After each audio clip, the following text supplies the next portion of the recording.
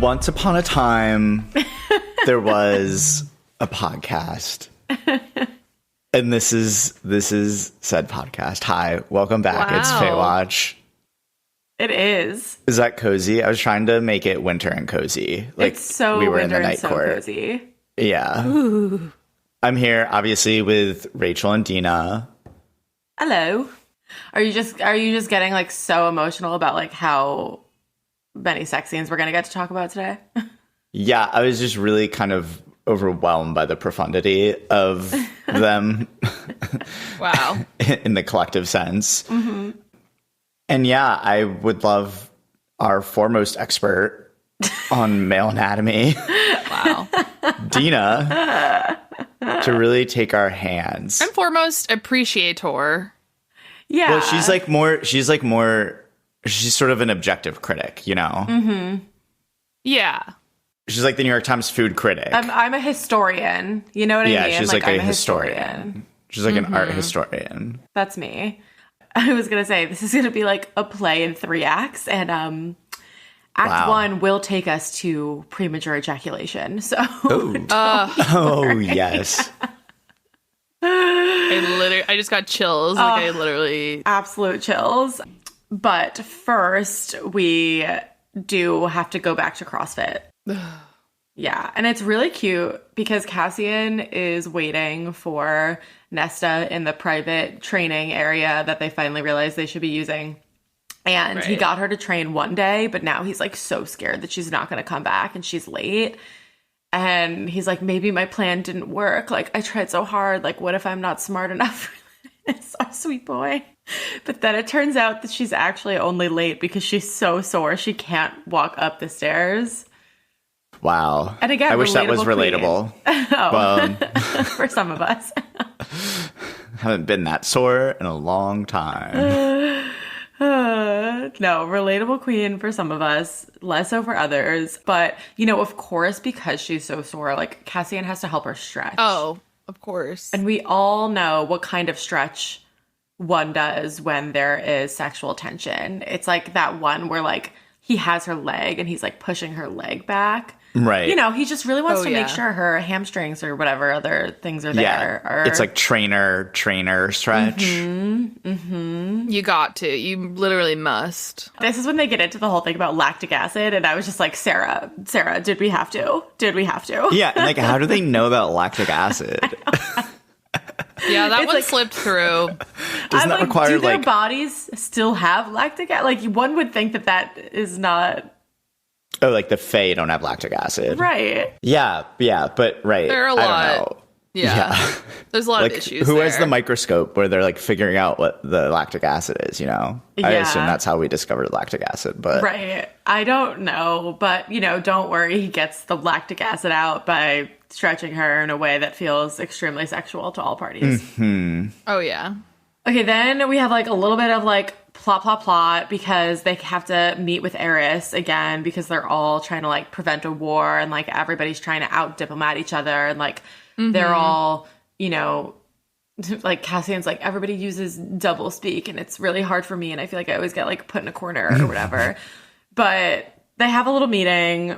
This is when we get some hints that Eris wasn't as terrible to Moore as everybody assumes, but Cassian doesn't believe it, and Reese is being weird. And that's all we need to know.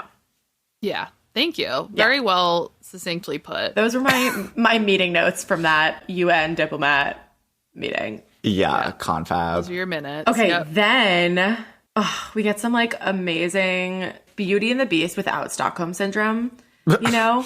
Because she goes back to the house and she's like so sore, and the house makes her a bath and finds her a slutty book, right? She's living in this big house. She has all these books. She has like the house like taking care of her. Mm-hmm. And like sure, she's like kind of stuck there, but she's not like super stuck there in the way that Belle was stuck there. Right. And the house specifically draws her, I believe, a lavender and rosemary scented bath. That is true. Facts. Very therapeutic. Mm-hmm. Wow. And gives her dinner. And like, I love this, except I'm like the token girly with the bath where like, if I'm ever drawn a bath, I'll like get into it for like a second. And then I'll be I like, get out. I'm like, okay, this is a nice idea. I'm going to depart. Right. Like, what does one do here? Also, if the water isn't like scalding hot, it feels too weird. Like, I'm not. But then it's like, too hot. warm. I think like a bath has never lived up to expectations in my like maybe when I was a kid it did. But in my sort of adult memory, a bath has never lived up to expectations. Right. But a conceptual bath? The conceptual bath is the best kind of bath. Yeah. Oh, that's true. Hot take, but also not wrong. Yeah. So she loves that. Obviously, she's also down in the library doing her library duties of just like wandering around shelving books. But if you remember, the library kind of swirls down into the core of like the house or the mountain. And yeah, wait, can we explain that? Is there's a prison at the bottom of the library? it's not a prison. It's just potentially the womb of the world and like ultimate darkness and like nobody knows. Right. Just like something like that. It's like whatever. It's like, like a basement. That like really ruined the coziness of the library for me. Yeah. And it's like all of these poor, like, recovering ladies are on the front lines. It's a totally safe space except for like the scariest creatures on this planet, and maybe others are maybe at the bottom. Yeah. Other than that, really safe space. So there was one creature who is down there, in particular, Bryaxis, who was basically everybody's personal living nightmare. Like, she would kind of like make you relive your nightmares or something, and it was really bad. But Gwen says like she never really bothered them. She's like, yeah, I think she knew that we had all actually already experienced our nightmares and decided to like maybe let us like give us a live pass. a little. That's you know, nice. I mean, I'm trying to be open-minded here. Maybe the scariness of the bottom layers of the library make the top layers all the more cozy because maybe they're like safe and you see other people. But I just really want it to be, yeah, you shouldn't have to worry in a library. I know, but remember Deadly Education? Like, that was weirdly cozy too, even though they were like kind of in a library but getting attacked by monsters all the time. Yes. You're like, no, I don't remember. There weren't a lot of library scenes. By Yeah, true. I guess it was just a school. Yeah. Yeah, no, obviously it would be better if there wasn't like death beckoning or whatever. So anyway, here's what happens though. She has to go shelve a book on the 7th floor of the library, but 7 is like down. Mm-hmm. And so it's super toward the end. And she's kind of beckoned by the darkness. And it's not just the darkness, absence of light, but like ultimate absolute darkness. And she feels like it's calling to her. Wow. And she doesn't really know what's happening. But then Gwen comes to save her. And with her little, she's like a little like infinity stone or something. And it protects them. And they kind of walk together up. And the way Gwen describes it is that she can feel something like a cat, small and clever and curious, like following, like the darkness is like kind of following them. Like it's like attracted to them. And this is when I wish we were doing this a little bit later in the day because I would have made you guys like have a beer open and we could do a shot every time like calls to like. Because this is when like starts to call to like. But throughout this episode, you're going to hear, you might have heard it before. I don't know. You might hear it again. Yeah. But, like has never like called to like. like calls to like. Yeah. Right. Yeah. Here. Exactly true. Also, the last thing I'll say is that Gwen thinks that this darkness is kind of the remnants or the shadow of Bryaxis, the monster who was down there but escaped. But Nesta says it feels older than that. Mm-hmm. And Gwen's like, bitch, based on what? Yeah. Like, no, I don't think that's right, actually. But then at dinner that night, Nesta's kind of on her self-hatred journey again. And she can tell that Cassian is like afraid that she's going to snap at him. But then she kind of ends up snapping at him. She tells him about the Bryaxis thing. And he tells her about some of the creatures that he put in the prison. And it's like conveniently he happens to talk about these creatures that like, I don't know, maybe who knows? Maybe we'll see them again. Maybe we'll never see them ever again. Wow. Right. One can't say. Spoil me. One can't say. Oh, he's doing the classic thing where he's like, see this scar? This scar is from that monster, and this scar is from that and he's monster. like, you see this scar on my dick? No, just kidding. This scar on my pec. This scar on my 7th ab muscle. Yeah. And then because they're talking, he gets a little too ahead of himself and tries to push her to talk about her powers, but she really does not want to talk about this. Why? I don't know, because we all want powers. Embrace your powers. She's like, I don't have any powers. It's like, okay. Yeah, she's really in denial. And then they get in a little fight, and she's like, here's the part where you remind me everybody hates me, and I leave. And guess what? She goes for the door, but obviously he's faster than her. And so he stops her, and then he's trying to rile her up, basically. And then her power does rise to the top. And apparently the way it shows is that her eyes glow like molten silver. Hot. And importantly, Cassian's reaction to this is not fear, but horniness. Yes. He leans in to whisper to her after her eyes get like that. She's like so mad. And he leans in and he goes, the first time I saw that look in your eyes, you were human, and I nearly went to my knees before you. I know. Wait, but also she like kind of walks like up to him. Close. Yeah. And he's gazed into her eyes and breathed beautiful. And then she pushes him to the wall. Yeah, she laid a hand on his chest. Yeah. We love a singular hand on chest moment. Yeah, and then he does the I nearly went to my knees for you. And then he grazed the tip of his nose along her neck. Yeah, well, actually, what are your thoughts? Because you were against the nose flicking, but how do you feel about nose grazing? This is completely different, obviously. Okay, just checking. I'm just checking. I just want to give you space to share your feelings. No, this is great. This is like this is great. It's completely different than a public nose flicking. Yeah, it's the only thing they have in common is a nose. Yeah. That is true. That is true. But I will say this scene, because also then she, at some point, she begins to withdraw her hand from his chest, and he puts his hand atop her hand, and he rubbed his thumb over the back of her hand. Mm-hmm. Wow. And I just want to say, like... With his calluses. Oh, of course, it's a calloused And thumb. just to be clear, she couldn't get a breath down as she drowned in that stare. Here's the thing. This episode, this part of the book, like, we are spoiled with what is to come. Yeah. So it's tempting to just blow past this, but like in other books, we would be living off of this alone. Right. That's These true are, for like 500 pages. These would be meager rations on the this would be like Oregon Trail. Yeah. Yeah. So I just want to say, because I'm like, we have so much actual like bodily touching to get to, but you're so right. Like we can't skip past him looking at her, smiling, nothing but wickedness and challenge. I'm going to think of that look. Oh, no, wait, sorry. What does he say? Do you know what I'm going to think of tonight? Yeah. Do you know what I'm going to think of tonight? that face. That look on your face. I'm always thinking of that look on your face. And it's a small sound must have come out of her. Yeah.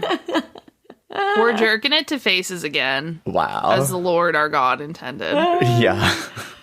Oh, so good. We do get a nice little kind of double self-pleasure scene because our girl Nesta has got to take care of business. Obviously, again, our boy Cassian, like our hunt prototype, takes matters into his own hands. Yeah. Thrice. Yeah. But like Nesta, sweetie, she like tries to go to sleep. And then, of course, she can't go to sleep. And she's just like in her head, like has his replay of, I'm always thinking of that look on your face. I'm always thinking of that look on your face. And it's like, we know you're not going to sleep until you do what you need to do, honey. Yeah. Girl, just do it. And she asks the house to leave, which is so funny. Yeah. I was like, what does that even mean? But okay. I get it. I always ask my house to leave. So. Yeah. Is this the only I think so. female self-pleasuring that I have encountered in the SJM universe? Right? I think Well, does phone sex count? We have that. No. No, we're not counting it. Forget about that one. Okay, this is literally one of my favorite scenes ever because then obviously they both show up at breakfast the next morning. I just love this that they're constantly they constantly have to show up for like one-on-one meals like in the light of day next to each other. And the house is meddling because the house like sometimes the house lets her like eat in her room and sometimes the house does not let her and like forces her to go do that. Yeah. Which is so cute. Okay, but the funniest thing about this is that Cassian comes in, Nesta's reading a book. She's like reading one of her smutty romances. So he asks her what it is, and she's like, oh, it's a romance. And he's like, I gathered that. What's that one about? And she dropped her gaze quickly, but the blush remains. He knew it had nothing to do with the novel. And her hands are like on the table. Her hand is like clenching the fork. And he looks at her hand, and she like pulls her hand under the table as if to hide the evidence. Wow, I'd miss this. As if, oh my God, yeah. As if it were blazing with proof. His blood heated as he realized. Okay. And then he obviously immediately gets like so turned on. He's sitting at the table and he like, I love this. Classic, like his cock grew hard, pushing at his pants to the point of pain. The leather is straining. The leather is straining here. We get it, people. We know. We've been there. We get it. He's shifting in his seat, trying to free up any space for himself. No. I love friction this. enough to make him grit his teeth. And he's like, what's your book about? Yeah. I feel like my empathy for like, you know, just young boys trying to make it through the school day or something, you know, he's like, I can't get up from the table. What do I do? He doesn't even realize that when he asks her what the book is about, she's just like, the book is about a book. Yeah. And then he like dashes out of the room. He runs out of the room. I love that, like, this is like the perfect level of like miscommunication trope where afterwards Nessa's like, oh, he like maybe didn't even want to be in the same room with me. Yeah. But she's like, but I maybe saw a boner, but like, I don't know. But it's like, that's the perfect level. It's like not too much. Speaking of miscommunications, we get a really good one right now because then they go to training after they both, I don't know, do some deep breath and get it fucking together. Mm-hmm. And she's like, oh, like, what are we doing today? And he's like, okay, we're going to do the warm up and then we'll move into some core work. And she's like, oh, my core? Like, I guess that she thinks like, you know. She's been reading too much smut. Yeah. As Cassian says. That's the only fucking place someone talks about that as a core. So yeah. I will say we do see here she's like starting to get some ideas, which is like, you know, good because Cassian's telling her about the blood right, which is how Illyrians become Illyrian warriors. They have to go survive on this mountain and like kill their way to the top. And it's like all very brutal and rough. And Nesta's like, well, could women ever do it? And obviously the Illyrians are like very backwards. And so like, no. And so Nesta asks about like training non-Illyrian women and asks if she can invite the priestesses to train if they want to train. She like puts up a little sign in the library and nobody signs up and she's so sad about it.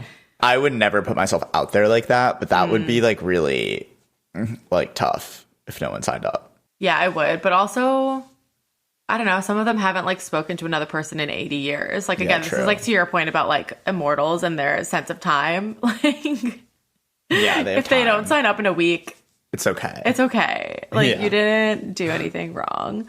I have a question. Are immortals actually immortal in this world? Or is it a la Crescent City and they just live for a long time? Long time. They live a really long time and they like heal quickly. Okay. They fade out. Yeah.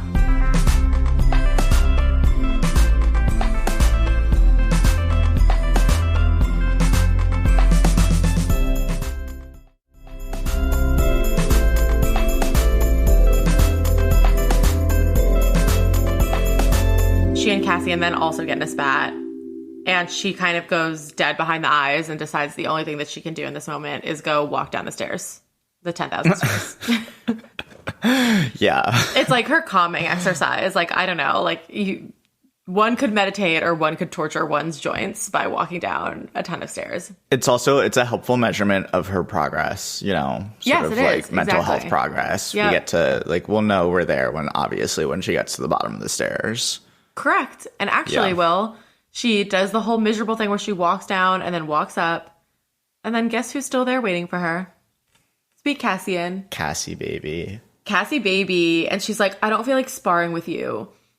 And then, whatever, they get in a little tiff again, and he gripped her wrist, and she says, let go. And he's like, make me. Use your training. Like, you're trained now. Make me. And she's like, you're an arrogant bastard. He calls her a haughty witch. And then she says, let go. So he just, like, lets go. But anyway, this is where, like, the power games go from the mind to the body, if you will. Wow. Because he thinks he won that spat. Again, our sweet dummy.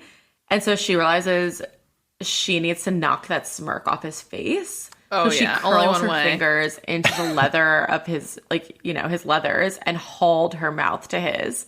Doesn't one of you have a thing about hauling? Is We've one of you hauled very before. anti-hip hauling? Yeah, we don't need to haul. There are some things that I do need to flag here at some point. Some of the mouth-based. Please. But continue, Dina. Okay, great. So, Paint the pic. you know, listen, Nesta is in fact slanting her lips over his, rising onto her toes because he's so tall. You get it? Slant? What does that even mean? I don't know. Maybe she's like a hypotenuse. I don't know. A hypotenuse. So she kissed him and she goes to like pull away as in like, oh, haha, I got you. And like she like laughs and she like goes to unhook her fingers. But she only got as far as lowering her right hand before he surged forward to kiss her back and basically like slams them into the wall. All of him is lined up against all of her. Hands are sliding into hair, gripping hips. This is when the real makeout happens. Yeah. Oh, we're making out. Yes. Okay. And guess what? What? She does give out a little moan, and that moan is, in fact, the sound of his what, folks? His undoing. Oh, he's a man undone. He's a man undone. He is a man undone, as they all are. Okay. Okay. Now, I want to flag two things that I wrote down, but I don't actually need my notes because it's in the old burned in It's there. etched. Oh, yeah. At one point, he licks the roof of her mouth. He does. That is word for word. He licks the roof of her mouth. As he And her slid teeth. his tongue over her teeth. Wait, how does he doing two things with it? Like, I guess he did one and then Does he he did have the a other. forked Yeah. tongue? I just wanted, because we all know at this point, I think famously, sort of where I stand on the French kissing of it all, but I Right. just wanted to get it, and I'm getting a sense that even proponents might take some pause at licking the roof of a mouth. Yeah. That's a long tongue. How are we doing that? I just don't know. I'm literally like, You I need don't to, know like- that you I've need to, like- ever touched the top of somebody's. Yeah, you need to hold her like jaws open so you could like get He's in like a there. little dentist. you know? He has, like, one of yeah, those, you like, need the little little things. dentist thing. Yeah, so that's one thing. And then at another part, it's something like he was kissing her like he wanted to learn every like part of her mouth or like whatever. And I just think it's okay to keep some mystery. It's okay not to know every part of someone's It's mouth. okay not to know. It's like honestly another dentist base. When I got my little retainer thing, they have like some machine now that gives like a 3D reconstruction of your like jaw. That's what he's trying to do. That's literally what he's Yeah. trying to do. But otherwise, great. Otherwise, Really great. Obviously, she MO. meets him stroke for stroke. You know what I mean? Like, Of course. obviously, But, like, fingers are plunging into So is hair. that they just like they're like licking? In my mind, when they say that, it's like they're both licking each other's tongues at the same time. It's like, you know, stroke for stroke. Oh yeah, Yeah, that's I know. fair. Yeah, that's fine. Whatever. We're not gonna. Who am I to judge? It's like they're both licking ice cream at the same time, but there's no ice cream and their tongues are just licking each other. Also, I'm so sorry to like bring up any PTSD from a recent episode, but I do want to be clear that we get another scoop here, another scoop. Ooh, no, I like it. He slid his hands around her, grasping her ass, and lifted her into the air. She wrapped her legs around his middle and moaned again as he pressed himself between her thighs. I mean, That's great. that's great. We're pro. Although it's like kind of weird to do that and then not go the whole way, you know? Oh, for sure. Which is why he's mortified. Because this, friends, is the Act 1 premature ejaculation. Wow. She basically, like, she's like trying to get into the leathers, but she can't. So she's just kind of going like above board. Yeah, she's like, there are too many little like laces. little straps and strings and like things. We need a quick release, like, lever. Like, truly so much leather. So she's like wedging her hand between their bodies. Like, honestly feels like kind of awkward, but she's just like doing the best she can with what, like, you know, body composition like she's been given. And he's like, if you keep doing that, I'm going to. And she does keep doing it. And he does, in fact, come in his pants. Wow. Yeah. Yeah. And so then, even though she was just losing it as much as he was losing it, she like climbs off of him and gives him a cold, cruel smile and said, someone's quick off the mark, and then walks out. She's like, you're going to play power games? I'm going to win the power games. She's like, oh, you're going to reject me? I'm going to reject you first. Yeah. Yeah, we've never seen it before. It's brand new. Yeah. Wow. Iconic. But it's funny iconic because this is a nice subversion of the rules here. And I want to give SJM credit for that because she is not coming first, but he is coming in a way that is fucking mortifying. And so it's not, you know. Yeah, that's so true. Mm-hmm. It's so cute, though. It's so Cassian's so cute. Honestly, Cassian's it's the cutest premature ejaculation scene because then, like, at breakfast seen. The next day, he's just so, like, he's so embarrassed talking to Azriel about, even though, like, Azriel wasn't involved. I don't really. Wait, what does Azriel say? Oh, yeah. He goes, did something happen that I, as your chaperone, should know about? Oh, it's like, so sir, cute. You're not doing literally anything. So he's like, his whole thing is like, he's kind of embarrassed, but he's more like, now I have a debt that I have to repay. Like, I have to make it even. He's an orgasm debt. Yeah. So he is thinking about this orgasm debt, but Azriel's like, so are you ready to head down to the house? And Cassian apparently was not listening to him last night and is not listening to him today because his brain is mush. But they have to go down to the house for a meeting. And so we do have to interrupt our really intensely building sexual tension to have a little bit of plot. Yeah. Ooh. Yeah. But we gotta have our vegetables. Yeah, it's true. And they need, like, Nesta comes, right? Like, they need Nesta. They all go down to the house or, like, really, like, the estate or, you know, the mansion that Feyre and Rhys live in. They realize that the human queens are looking for the dead trove. That's what Azriel learned. And now the dead trove is basically the Deathly Hallows. Yes, pretty much. Dread trove. 3 ancient objects of immense power. One of them, there's like a mask that allows you to raise the dead or control the dead. There's a harp that basically it kind of says you can travel like between worlds or time or something. And there's a crown that lets you like control anyone. Oh, yeah. Oh, that's what it is. Yeah, the crown lets you, like, control anybody or, like, influence anybody. And the harp, like, opens doors. So... I like the idea that the harp just opens, like, your house door for you. Right. And I think they think it means, like, you could, like, winnow a lot of people through. But there's, like, hints that it means, like, also, like, yeah, it's worlds. Like the horn. Yeah. Yeah, exactly. Oh, wow. And they're both horn and instruments. The harp. Huh. Yeah. There's More a whole ages. band. So many ages. Okay, but the dead trove... Actually, okay, so I will say this was a moment where it could have been like, guys, why did we never talk about the dead trove before? Dread trove. What am I calling it? Dead trove. Oh, dread trove. Yeah. It's harder to say. It is harder to say. Trove. But apparently the dread trove maybe also has a sentience of its own and wanted people to forget. Because Amren's like, yeah, why didn't I think about it when we were trying to find the cauldron? Because take a shot, like calls to like. Like calls to like. I also love that it's like, it can't be that I just like didn't think of it. Like someone had to be preventing me from she's so being smart about it. Yeah. And I should say the dread trove was made from the cauldron.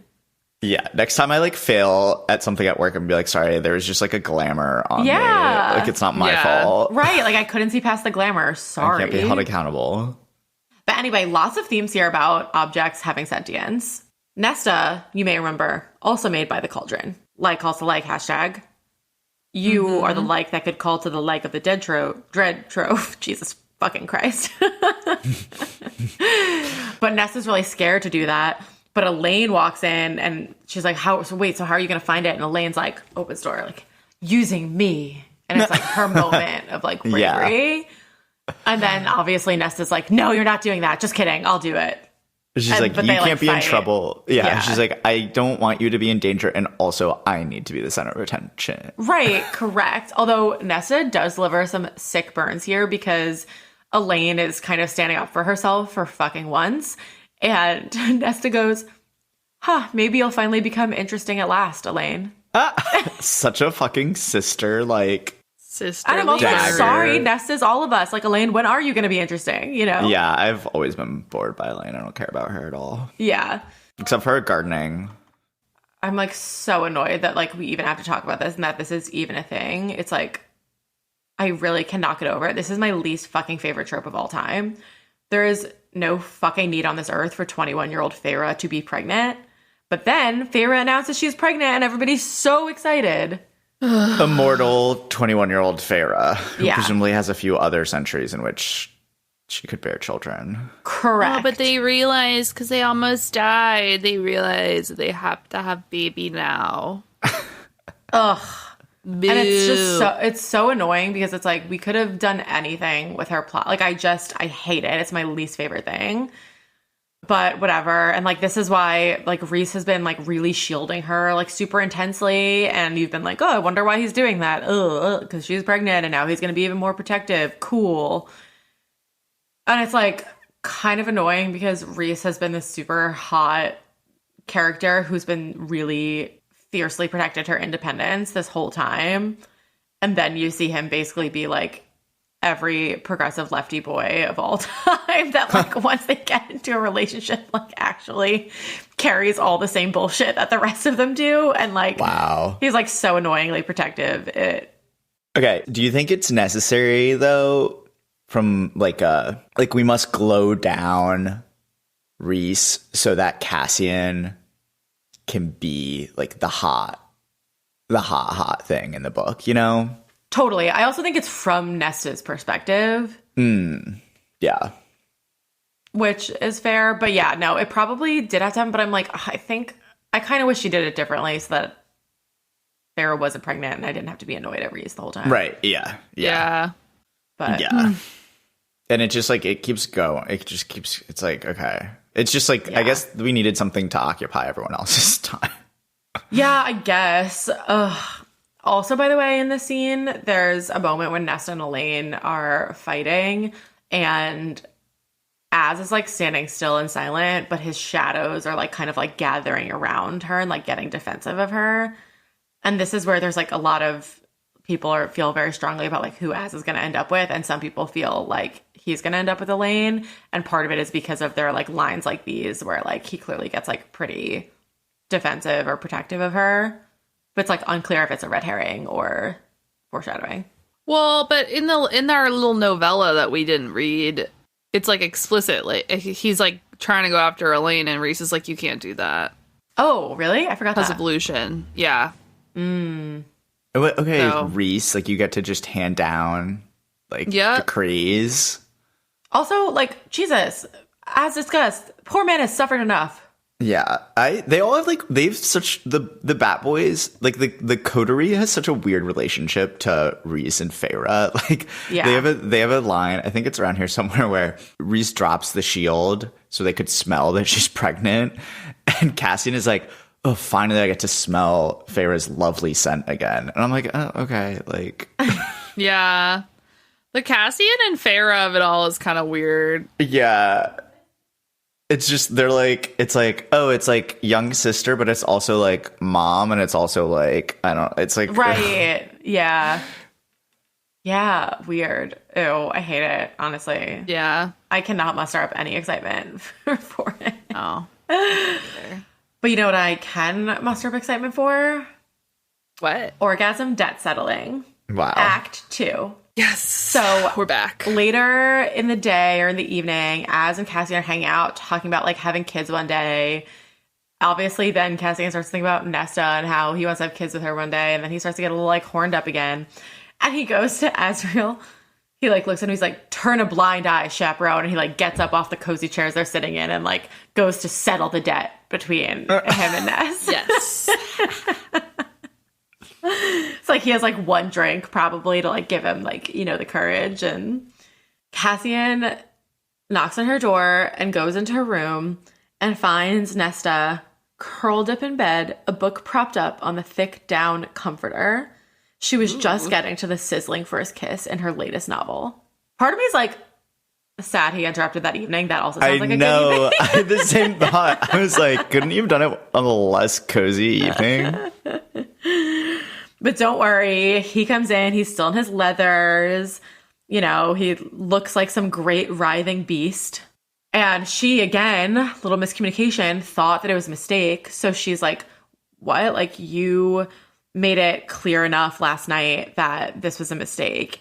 And he goes, the only mistake was that I came before I could taste you. Ooh. This is what I'm like, let's fucking go. Like, let's go. Also, great trope. This is like the first time he ever sees her with her hair down. Mm-hmm. And he like really loses it. He literally, his voice was rough as he said, I've never seen you with your hair down. And so then he's like physically restraining himself. He's like, I'm here to settle the debt between us. Oh, she also has really long hair. I just checked, down to her waist. Yeah, like almost like a little too long. Like in my visuals, it's like it has a little bit more of a trim. Yeah. Yeah. Anyway, so he says, the only mistake I made was that I came before I could taste you. The only mistake was that you ran off before I could get on my knees. Wow. Like, sorry, this man has taken advanced like foreplay lines. Like this is some good stuff. He's so much better than Hunt is at this. So much better. So much better. And like whatever, I guess Hunt got more like lightning powers, but I'm like, I don't know, Cassian has more game. So way more game. Yeah. Yeah. So they have this whole classic kind of like agreement where it's just going to be sex. It's staying out of training. He's very serious about that, which we love. And he's like pleading with her at this point. He's like, Nesta. A note of pleading had entered his voice. He was trembling, the door behind him rattling with the force of his deteriorating self-control. He's like staring. He's just like waiting for her to say yes and like physically holding himself back. And so she just like looks at him like up and down and goes, yes. And then he lunged for her, a beast freed of its cage. And she barely had time to twist toward the edge of the bed before his lips were on hers, devouring and claiming, duh, per usual. Does he start purring? Of course. It's like purring sounds vibrated from his chest. It's like, Oh, that sounds so cozy. What does that mean even? So he's purring. Anyway, we are back to following the strict rules here, folks, because we have a very, very hot going down on her scene. Like, we love, you know, we get like leather of his pants. She has the nightgown on. It's like coming, you know, off her shoulders. He's feast, feast, feast, feast, feast. They're lots feasting. Oh my God. Wow. So much feasting. It's great. Also, speaking of sounds, there's some great sound stuff here. We get Cassian let out a sound from the back of his throat, from his gut, like some sort of starved, tormented creature. From his gut. And then, by the way, like as he's going down on her and as like she's orgasming, do you know how with Hunt and Bryce, there was all that stuff that kind of like foreshadowed them like traveling through time? Mm-hmm. Here we get some weird stuff about like, we get the world fractured, reformed, and fractured again. And then we get later on, we get it knocked the breath from her, the thoroughness of her pleasure, like the world could be remade in the force of what had erupted from her.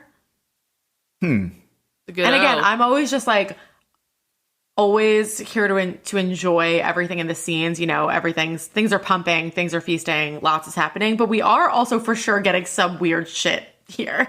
Yeah. Yeah. I totally didn't notice. Yeah, I'm glad you're picking up on it because I get too easily distracted. No, I'm like here to help. There's like so much good stuff here to be distracted with. And then she reaches for him, and again, she just wants to fuck him, and this is his moment to take the reins in the power game and say, we're even now, and grabbed his shirt and goes for the door.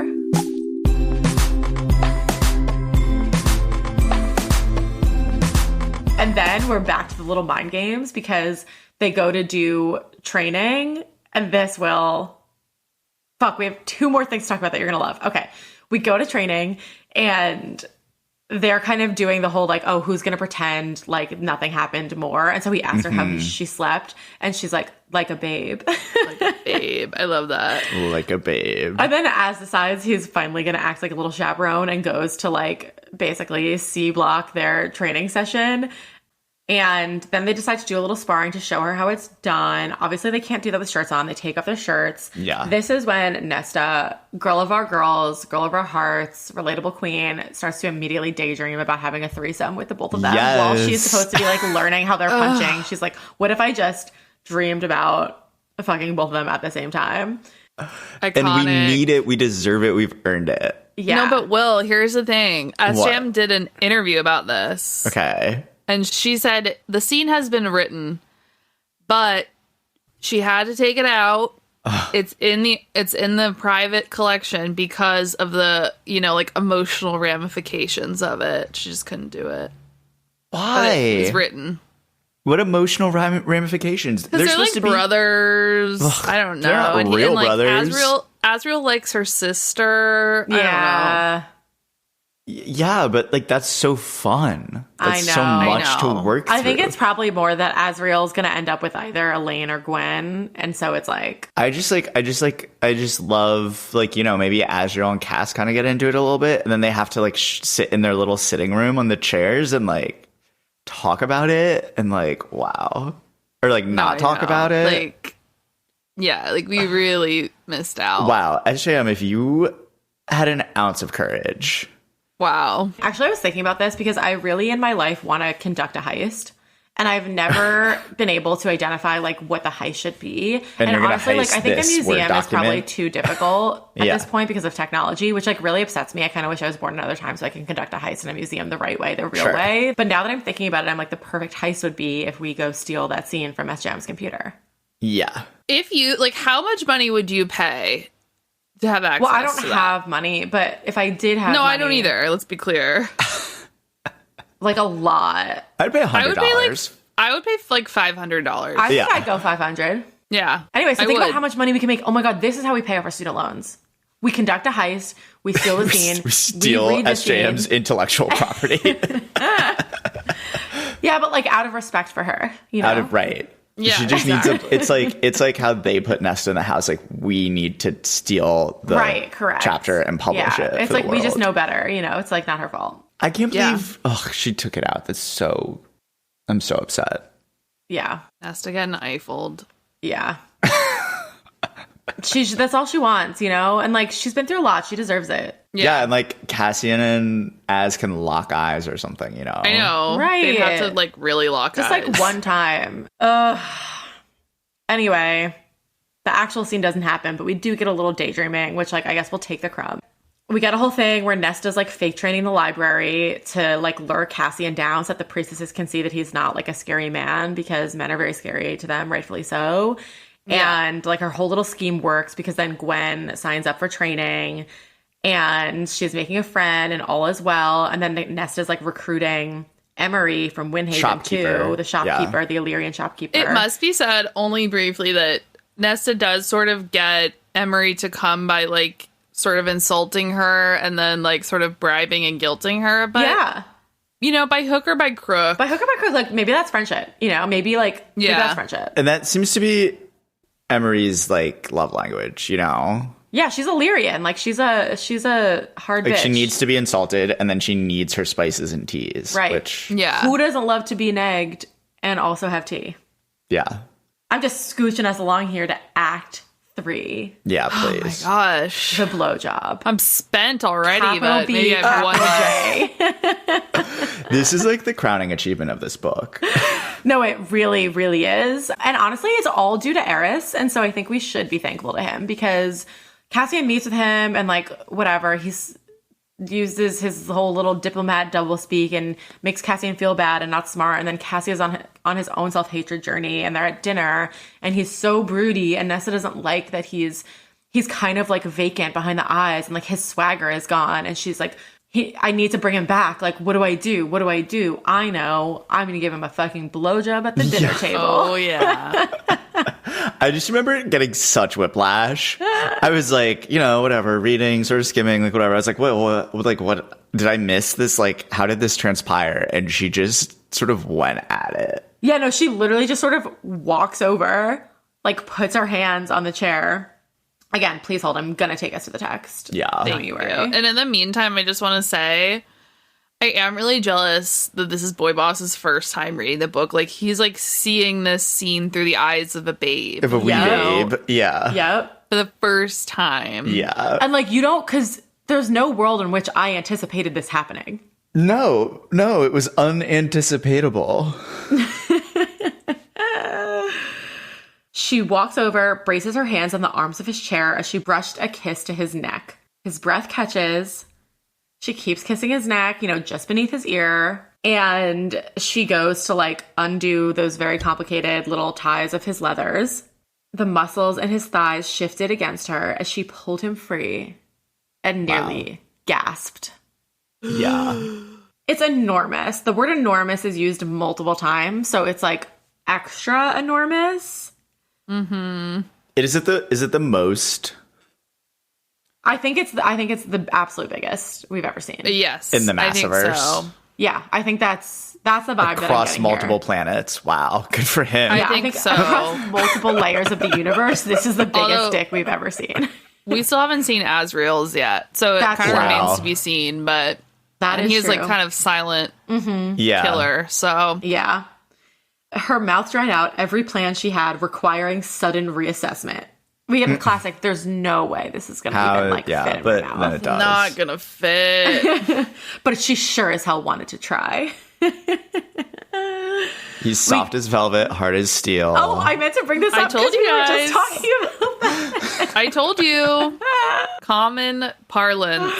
I was cracking up when I reread this. I was like, oh my God, Rachel is Is so it right. in this scene, or I think it might be a subsequent scene? I don't know that the extent of the girth is specifically relayed. She can't fit her hand. She can't get her hand around. Yeah, no, like this is like, we're talking Coke bottle, I don't know, like maybe liter bottle, I don't know. That's alarming. That's really alarming. It's really alarming. It's like, it's too much, It's obviously. too much. No, that's you what wouldn't she want said. this on a She's concerned. day-to-day basis. Right, no. But I guess if you have a Fae P word, I don't know. We're just It going to assume, accommodates like, in the magic of it all. this, Yeah.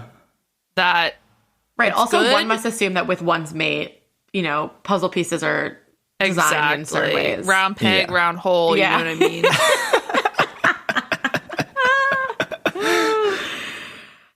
So we get a fun little, like, how do you like it? You know what I mean? She's like this or like this. And which, like, we love communication. We're just like pro communication. We're pro learning each other's bodies. We're not They're assuming both here. very communicative and sexually liberated. Yep. Yeah. Yep. Now, don't you worry. Everything in her body turned molten. Mm-hmm. It would. As the taste of him filled her mouth, salt and something more. Something vital. Ooh, little umami.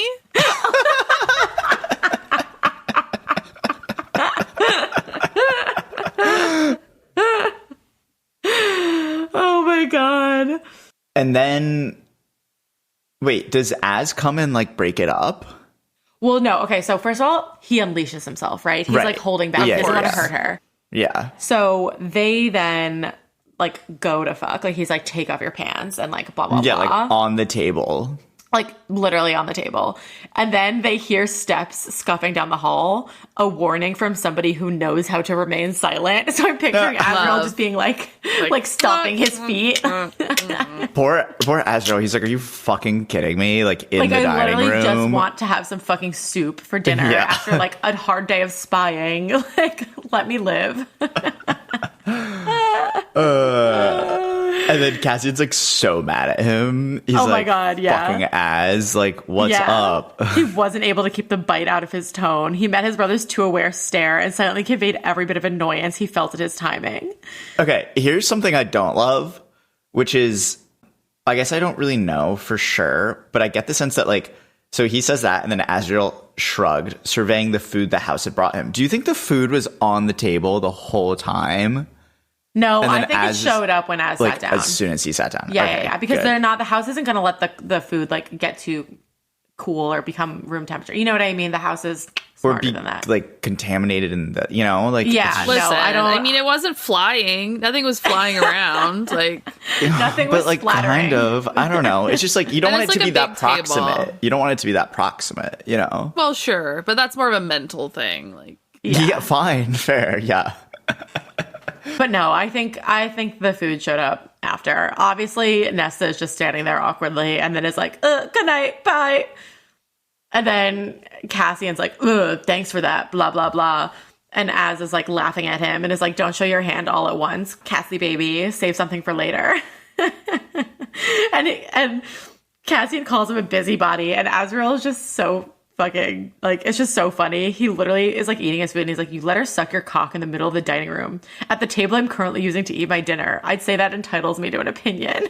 See, I'm just saying, like, referring to your like alleged straight male friend C word to his face is like, okay. Wow, yeah, that's when you put it that way. Okay. Yeah. Anyway, so great, so good. 3 of the best sex scenes, like, in all of the MAASiverse in this one episode. Like, what a treat. Like, spoiled us. Like, treat. I hope everybody enjoyed this as much as we did. It's like, I feel like sometimes when I describe this podcast to people who don't read these books, I'm like, okay, like, the thing is, like, SJM's books are like, yes, there's like this component to it that is amazing, but they are also like, they have this like plot and like what there's like story to it. Like, no, I love it for the plot. I wouldn't have kept going if I didn't also love the plot, but go on. Well, I was going to say this book, however, seems like mostly a series of sex scenes with like, I suppose we have to conjure a plot to like get us from like 1 to 2 to 3 to 4, Yeah, she has to get her hero's journey and her mate, and we are focusing a little bit more on the latter. Yeah. At this time. But also that's what SJM did, it seems. But also I feel like treats for us all around. As we deserve. Amazing. Wow. I wish you all clean dining room tables and great smutty books and no lactic acid in your bones or your muscles. Wow. I'm kind of speechless. We'll see you guys soon. In the meantime, give us some ratings, give us some feedback, hit us up on Instagram, tell your group chat about us. All the things. Please. And we'll be back in your little ears very soon. Bye. Bye. Bye.